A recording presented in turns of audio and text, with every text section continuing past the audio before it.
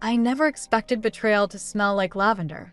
That's what hit me first when I walked into our bedroom that evening.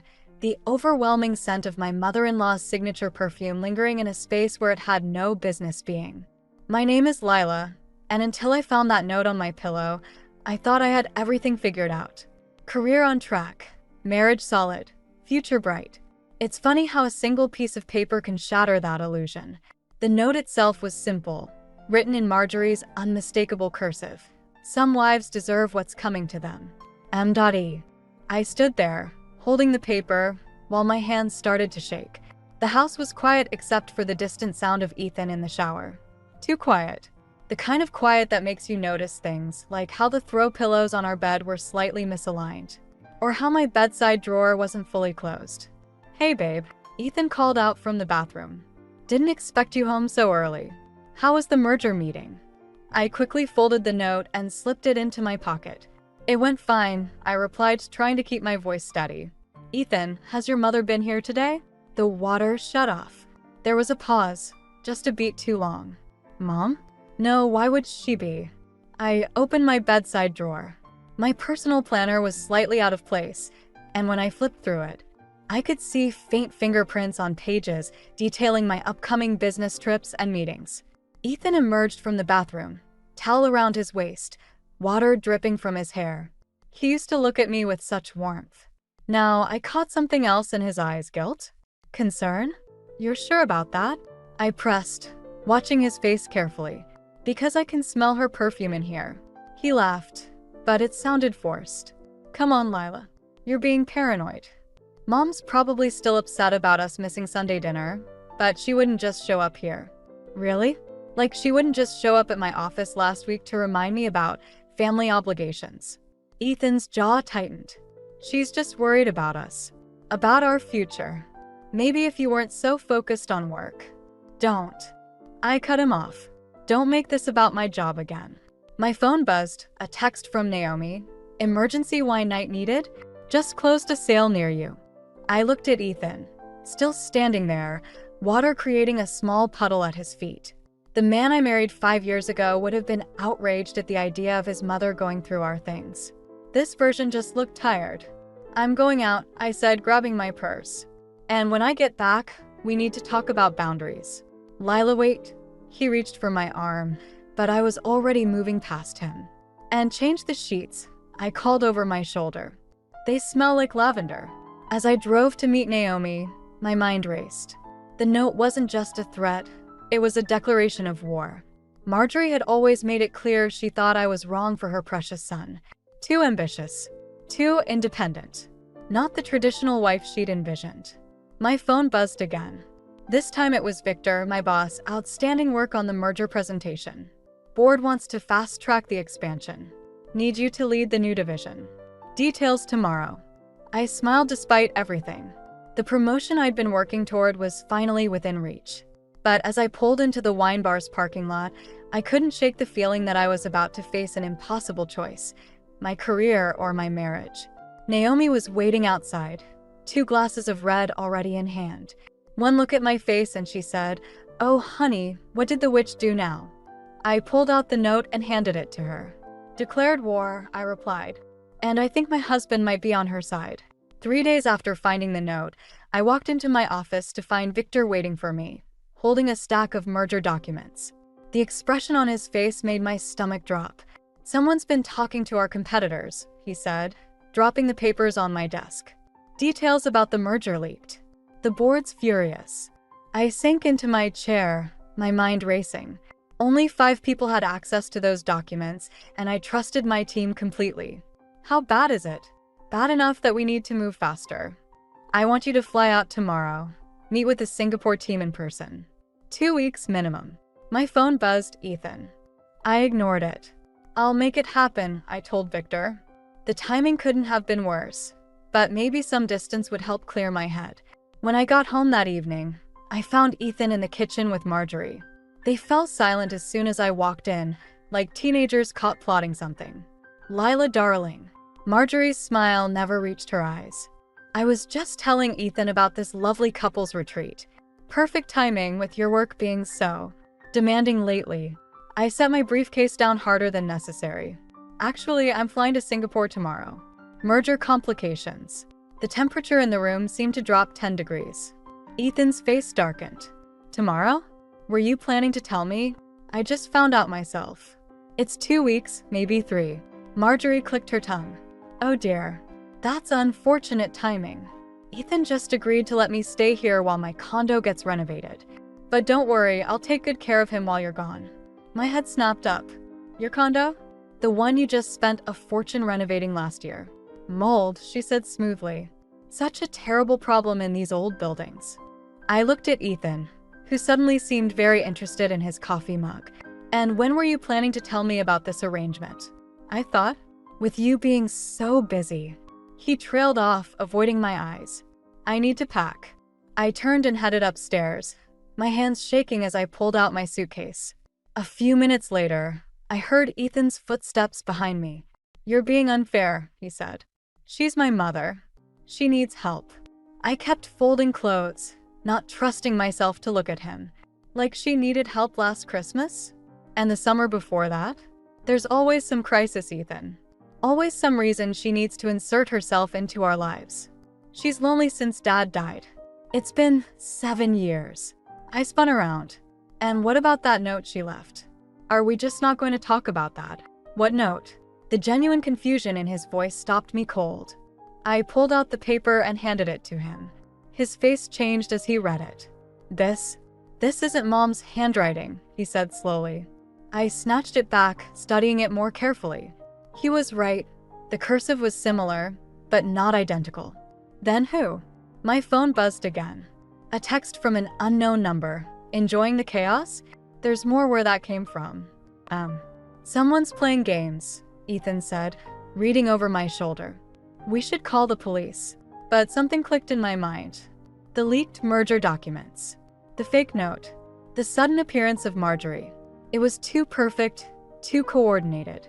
I need to make a call, I said, already dialing Naomi's number. And Ethan? While I'm gone, maybe you should ask your mother about Margaret Evans. His face went pale. Margaret Evans, the woman who'd been CFO at my company before me, who'd mysteriously resigned after a series of personal scandals. The same position I now held. What does Mom have to do with Margaret? I zipped up my suitcase. Ask her. And maybe while you're at it, ask her why she's been having lunch with our biggest competitor's CEO. As I wheeled my suitcase past him, I caught a glimpse of Marjorie watching from the hallway, her face unreadable. But this time, I noticed something I'd missed before, the faint scent of her perfume, exactly like the one in our bedroom days ago. The game was bigger than I'd thought, and I was done playing defense. Singapore was supposed to be my escape, but Marjorie's shadow followed me halfway across the world. I was reviewing merger documents in my hotel room when Naomi's urgent video call came through. You need to check your joint accounts, she said without preamble. Now, my hands shook as I pulled up our banking app. The numbers didn't make sense at first. There were dozens of recent transfers I didn't recognize. Large ones. How did you know? I asked, my throat tight. Because I just showed $1 million property to your mother-in-law. She's buying it cash, Lila. Said it's going to be a surprise for Ethan. The room started spinning. I checked the transfer dates. They aligned perfectly with my business trips. Times when I was too busy to notice our accounts being drained. My phone buzzed with another text from the unknown number. Should have paid more attention to the home front. I called Ethan 3 times. Straight to voicemail. Finally, I texted, "Where's the money?" His response came hours later. Mom's helping us invest in our future. Come home and we can talk about it. I laughed until I felt sick. Our future. Right. The next morning, I headed to the Singapore office early, needing to lose myself in work. Instead, I found an email from Margaret Evans waiting in my inbox. I saw your name in the merger documents. History repeats itself. Call me if you want to know how this ends. I stared at her number for a long time before dialing. She answered on the first ring. Let me guess, she said.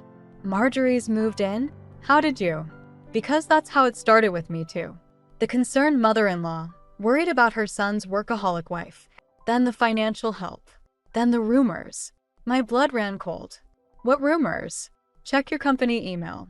The anonymous tips about insider trading should be arriving any minute now. As if on cue, my phone lit up with a message from Victor. My office. No. We need to discuss some allegations. I ran to the bathroom and threw up. When I got back to my hotel that night, after hours of defending myself to the board, I found an email from our family lawyer. Buried in the attachments was a document with Marjorie's signature, a power of attorney form, dated 3 months ago. Ethan had given her control of our joint assets. I called Naomi again. I need you to do something for me, I said, my voice steady despite everything. Find out everything you can about Marjorie's finances from when her husband died. Something's not adding up. Already on it, she replied. And Lila? There's something else you should know. I drove by your house today. There's a for sale sign in the yard. I ended the call and opened my laptop. First, I transferred every penny from my personal accounts to a new bank. Then I booked a flight home, not to reconcile, but to fight. My phone buzzed one last time that night. A photo from the unknown number, Marjorie and Ethan at dinner with the CEO of our biggest competitor. The caption read, "Checkmate." But they'd made one crucial mistake. In the background of the photo, partially visible on their table, was a document I recognized, our confidential merger papers. I forwarded the photo to Victor with one line, "Found our leak." Then I started typing an email to our company's legal team. The subject line? Evidence of corporate espionage and financial fraud. Marjorie wanted to play chess? Fine. But she'd forgotten something important. In chess, the queen is the most powerful piece on the board. As I packed my bags for the flight home, I found the original note that had started all this, still tucked in my jacket pocket. Some wives deserve what's coming to them. I smiled for the first time in days. Yes, we do. Just not in the way Marjorie imagined. The corporate espionage investigation moved fast. By the time my flight landed, Victor had already called an emergency board meeting. What I didn't expect was to find Ethan waiting at the airport. "You're making a huge mistake," he said, falling into step beside me. "Mom was trying to protect us." I kept walking. By stealing our money? By selling company secrets. She was protecting our future. The merger would have meant relocating to New York. She found out before you could blindside me with it. I stopped dead in my tracks. The New York position, my dream job, had been confidential. Only the board knew. "How long?" I asked. "How long have you been helping her spy on my company?" His silence was answer enough. My phone buzzed. "Victor, board meeting in 30. Bring everything you have." "And Lila? The New York position is still yours if you want it." At the office, security stopped Ethan at the lobby. I watched him argue with them through the glass doors, looking lost in his expensive suit, the one I'd bought him for our anniversary. The boardroom was packed. Victor stood at the head of the table, looking grim. "Mrs. Everett is already here," he said. For a moment, I thought he meant me. Then I saw Marjorie, sitting calmly among the board members, wearing a triumphant smile. "I hope you don't mind," she said sweetly. "I brought some documents of my own to share." She slid a folder across the table. Inside were printouts of emails, my emails, discussing confidential merger.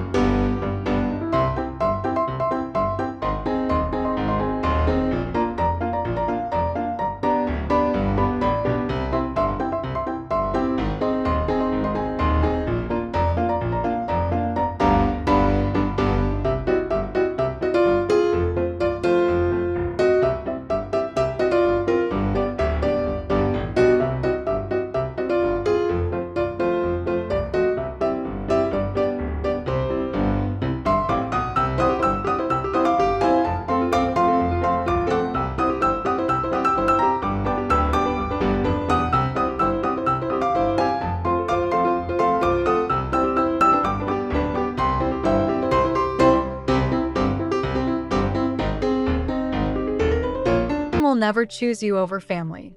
"That's where you're wrong," I replied. "You stopped being his only family the day we married. You just couldn't accept that." Later that night, Victor called to formally offer me the New York position. "The board was impressed by how you handled this," he said. "We need someone like you heading up the East Coast division." I looked out my office window. Ethan was still waiting in the parking lot, sitting in his car.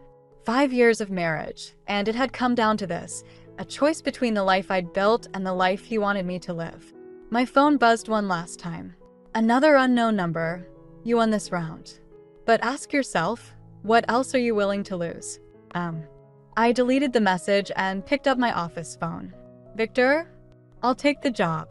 Sometimes protecting yourself means being willing to lose everything. I learned that lesson the hard way. Now it was time to teach it to someone else. I should have known something was wrong when Naomi called to warn me about the cars parked outside our house. "It looks like a family reunion," she said. "And not the fun kind." I pulled into our driveway to find Ethan's entire family waiting in the living room, aunts, uncles, cousins I hadn't seen since our wedding. And there, holding court in my favorite armchair, sat Marjorie. "Darling," she said, rising to greet me. "We've all been so worried." The room felt like a trap closing in. Family photos had been strategically placed around the room, happy moments from before my career took off. Before I changed, as Marjorie loved to say. "What is this?" I asked Ethan, who wouldn't meet my eyes. His Aunt Sarah spoke first. "We're here because we love you both. But this situation, the accusations against Marjorie, the New York position, the divorce papers you requested," Marjorie added softly, producing a manila envelope from beside her chair. My head snapped toward Ethan. "I hadn't requested any divorce papers. I found them in your email drafts," he said quietly. "Were you even going to tell me?" The draft email. The one I'd written in Singapore during my darkest moment, but never sent. Someone had accessed my personal account again. "Show them the email," I said. "Show them the actual sent date." Marjorie's smile tightened. "The details aren't important. What matters is healing this family." "Family?" I laughed. "Like how you tried to frame me for corporate espionage, or how you drained our accounts." "Lila," Ethan warned, but I was done being careful. "Tell them, Marjorie. Tell them about Margaret Evans. About the competitor meetings. About how success changed you," she interrupted. "About how my son comes home to an empty house while his wife chases promotions." "Don't you dare." "Show them your phone," she continued. "Show them the texts from Victor at all hours. The late-night meetings. The trips." The room grew thick with whispers. I saw the judgment in their eyes, the story already written in their minds. "Ethan needs stability," his uncle declared. "A real family. And what about what I need?" I asked, but my voice was drowned out by a chorus of concerned relatives, all talking about family values and priorities and choices. That's when I saw it, the moving boxes stacked in the hallway, already packed and labeled Ethan's clothes, kitchen, photos. "When were you planning to tell me about these?" I demanded. "Mom found us a place," Ethan said. "Just until things settle down. Until you decide what's really important." The room spun. 5 years of marriage, reduced to cardboard boxes and ultimatums. My phone buzzed. "Victor again. Need your decision on New York by tomorrow. Team's waiting." I looked around the room, at these people who claimed to love me while systematically dismantling my life. At my husband, who'd rather believe his mother's lies than face the truth. "You want me to choose?" I said finally. "Fine. I choose me." I walked to our bedroom, grabbed my emergency bag, the one I'd packed after Singapore, and headed for the door. "Lila, wait," Ethan called. "We can work this out." I turned back one last time. You know what's funny? I actually thought I was the one waging a war. But this elaborate ambush? This is what real manipulation looks like. Congratulations, Marjorie. You've taught me more about revenge than I ever wanted to learn. "Sometimes love means making hard choices," she replied, but I caught the flash of uncertainty in her eyes. "No," I said. "Love means not forcing someone to choose." As I drove away, my phone lit up with a text from an unknown number. "Running away proves everything I said about you." I smiled and typed back, "Not running. Just getting reinforcements." The war wasn't over. It was just moving to a different battlefield. And this time I'd be ready. 3 weeks into my new life in New York, I came home to find my apartment door unlocked. Inside, Marjorie sat at my kitchen counter. Flipping through a stack of papers I recognized immediately, my private investigator's reports on her past. "Fascinating reading," she said, not looking up. "Though I'm surprised you missed the most interesting part." I kept my distance, phone ready to call security. "How did you get in?" "Ethan's name is still on the lease application as your emergency contact." Amazing what a concerned mother-in-law story can accomplish. My stomach dropped. I'd been so careful with everything else, but I'd forgotten that one detail. "Where is he?" I asked. "Downstairs, probably still arguing with the doorman. He doesn't know I made a copy of the key." She finally looked up. "You've been busy. Digging into my finances, talking to Margaret Evans, even tracking down my late husband's old business partners. You should leave, but we're just getting to the good part." She pulled out a particular document. "See, while you were investigating me, I was investigating you. Did you know your father didn't actually abandon your family when you were 12? The room tilted slightly. "What are you talking about? He tried to contact you. Multiple times. But your mother." Marjorie smiled. "Well, let's just say she had her own ideas about family loyalty." "You're lying." She slid an envelope across the counter. Inside were letters, dozens of them in my father's handwriting, all returned unopened. "Amazing what you can find in your mother's attic," Marjorie said softly. "When she's properly motivated to help protect her daughter from making the same mistakes she did." My hands shook as I read the first letter. It was dated just months after he left, explaining everything, begging to see me. There were birthday cards, graduation congratulations, even a letter from just last year. My mother would never. "Help me? You'd be surprised what people will do when they think they're protecting their children from pain." Marjorie stood. "You're not so different from her, you know. So convinced you know what's best. So ready to burn everything down in the name of independence." The apartment door opened. Ethan walked in, stopped short when he saw me. "You look thin," he said quietly. I couldn't answer. The letters in my hands felt like they weighed 1,000 pounds. "I'll give you two a moment," Marjorie said, gathering her things. At the door, she paused. "Oh, and Lila? The board meeting tomorrow? Don't bother going. Victor's retirement was announced this morning. His replacement already has someone else in mind for your position." The door clicked shut behind her. Ethan and I stood in silence, 5 feet and an ocean of betrayal between us. "Did you know?" I finally asked. "About my father's letters? Mom told me last week." He looked exhausted. "She also told me about the private investigator. The interviews with Dad's old business partners. Were you ever going to tell me you were building a case against my mother? Were you ever going to tell me you helped her access my work emails?" He flinched. "I was trying to protect you. The New York position, it would have killed us." "No," I said. "Your mother killed us. And you helped her bury the body." My phone buzzed. "Naomi, turn on the news." Now.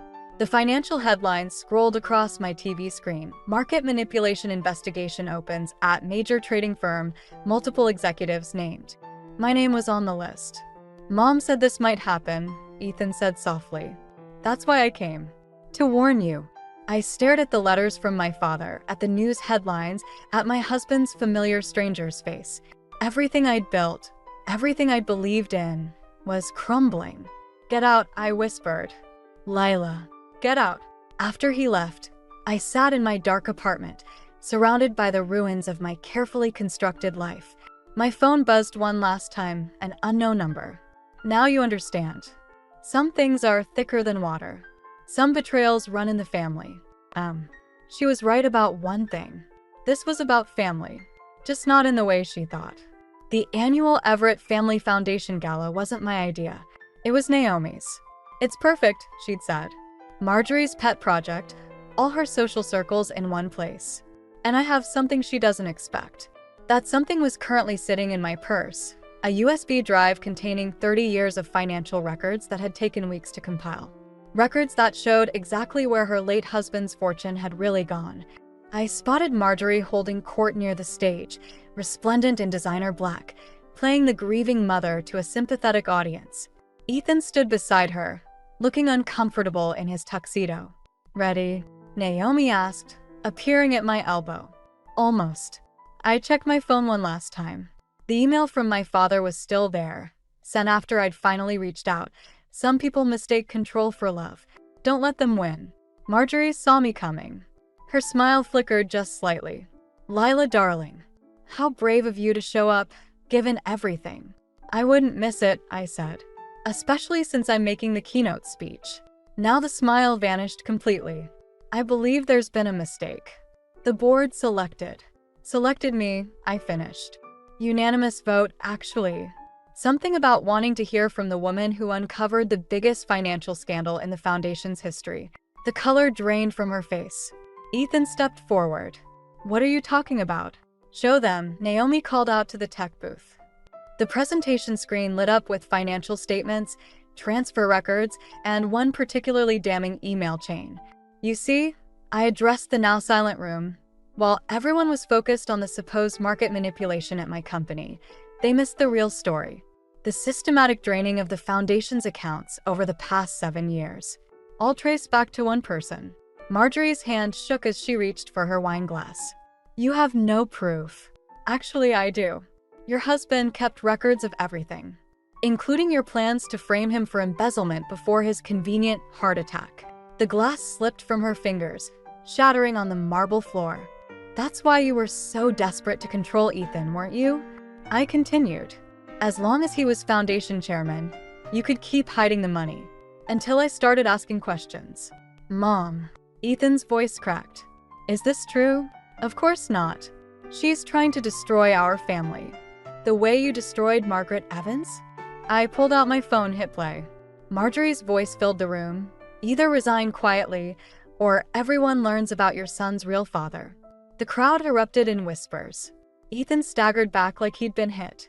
7 years, I said quietly. 7 years of manipulation, lies, and theft, all while playing the grieving widow.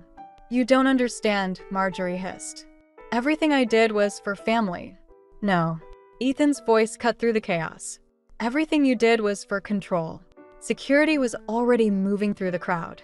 But before they reached her, Marjorie straightened her spine, looked me dead in the eye. You think you've won? That this makes you better than me? She laughed bitterly. Look around, dear. You're standing alone. No husband, no family, no. That's where you're wrong. I nodded to the back of the room, where Victor stood with the FBI agents we'd contacted weeks ago. I'm not alone. I just chose my family more carefully than you did. As they led her away, Ethan caught my arm. I should have seen it. Should have believed you. Yes, I said. You should have. Can we? No. I gently removed his hand. Some things can't be fixed, but they can be learned from. My phone buzzed one last time, an unknown number. But this time, I deleted it without reading. Some messages didn't need a response. Outside, the city lights sparkled like justice finally served. Naomi was waiting with a bottle of champagne and 2 glasses. To family, she said, pouring. I smiled, thinking of my father's email. To choosing our own. 6 months after the gala, I found myself back in our old neighborhood, helping Naomi stage a house for sale. It wasn't just any house. It was Marjorie's. The irony, Naomi said, arranging flowers in the foyer. You're literally cleaning up her mess one last time. The place felt smaller than I remembered. Boxes of evidence lined the halls, waiting for the FBI's final sweep. In the living room, family photos still hung crooked on the walls, perfect facades hiding perfect lies. My phone buzzed, a text from my father, lunch next week. We were taking small steps, building something new from the ruins of what was lost. It wasn't perfect, but it was real. The doorbell rang. Ethan stood on the porch, looking older somehow, more himself. I thought I'd find you here, he said. Mom asked to see you. I hadn't visited Marjorie in prison, hadn't responded to her letters, but something in Ethan's voice made me pause. She's dying, he said quietly. Cancer. She's known for months, even before. Everything. The universe had a twisted sense of humor. At the prison, Marjorie looked small in her gray uniform, her perfectly coiffed hair now stringy and white. When she saw me, she didn't smile. I suppose you think this is justice, she said. I didn't come for justice. No. She laughed weakly. Then why are you here? To understand. She was quiet for a long moment. When Ethan's father died, I thought I'd lost everything. Power, status, control. It all slipped away. Then I saw you, building your career, taking my son further from me. I couldn't lose again. So you destroyed everything. I protected what was mine. She coughed. Or thought I was. Funny how fear makes us mistake possession for love. I thought of my father's words in that email. Some people mistake control for love. Are you happy? She asked suddenly. In your new life? I'm free, I replied. It's not the same thing, but it's better. She nodded slowly. I never told anyone this, but I was like you once. Ambitious. Independent. Then I let fear change me into this. I stood to leave, but she caught my hand. Her skin felt paper thin. The night I left that first note, she whispered, I was going to confess everything. About the foundation, about Ethan's father. I was so tired of the lies. But then I saw how easy it would be to blame you instead. Why tell me this now? Because you won the game I didn't even know I was playing. She released my hand. Don't become me, Lila. Don't let victory turn into vindication. Outside, Ethan waited by his car. You okay? Are you? He shrugged. Getting there. The foundation's recovering. I'm in therapy. Dating someone new. Good, I said and meant it. You know, he added, she kept every article about your successes. Even in prison. I think she admired you in her way. I thought about fear, about control, about the thin line between love and possession, about how revenge can consume you if you let it. Back at Marjorie's house, Naomi was finishing up. Ready to close this chapter? She asked. I looked around one last time. The empty rooms held no more power over me. No more secrets. No more fear. Actually, I said, I think I'll buy it. Naomi stared at me. You're joking. Not to live in, I explained. To turn into a women's business center. Something good should come from all this. Later that night, standing on my New York balcony, I got one final text from an unknown number. You were always stronger than me. Use it wisely. I didn't delete this one. Some messages deserve to be remembered. Not for the pain they caused, but for the wisdom they eventually taught. The city lights sparkled below, full of possibilities. I learned that family isn't just about blood or marriage. It's about choice. And sometimes, the hardest choice is choosing yourself.